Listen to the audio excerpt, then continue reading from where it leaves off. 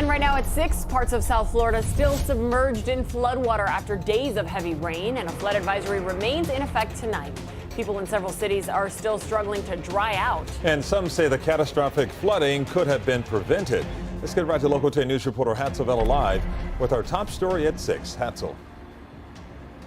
Calvin, think about this, 15 inches in 3 days, which is part of the reason you still have flooding out here in Doral. This is a warehouse district, and you can see how far this flooding goes. You can see it's about 2 blocks, and it hits right to the southbound lanes of the Palmetto.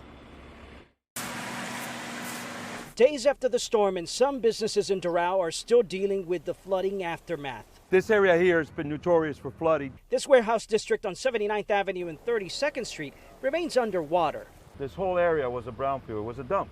And that's part of the reason you get flooding. Lack of infrastructure, and the building codes have changed. I know these systems as good or better than anybody else. Miami-Dade Commissioner Jose Pepe Diaz says there's no doubt a significant amount of rain in a short period of time is part of the reason. Sunday, Monday, Tuesday, nearly 15 inches of rain. That is a 1 in 40-year event. Commissioner Diaz says South Florida Water Management should have done more.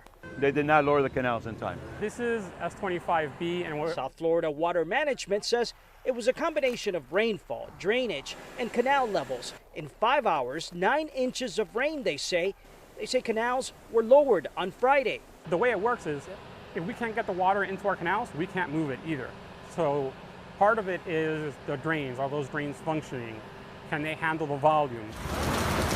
This is video of what it looked like on Tuesday. Could barely see the parking lot here, and the water came inside some businesses like Bath for Living. We've been closed for 2 days after the rain, and before that, of course, what's going on. We've been closed for almost 2 months.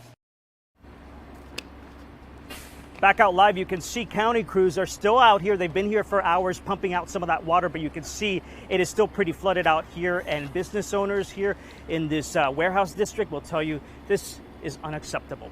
For now, reporting live in Doral, I'm Hatzel Vela, Local 10 News. That is so frustrating. Thank you, Hatzel. And our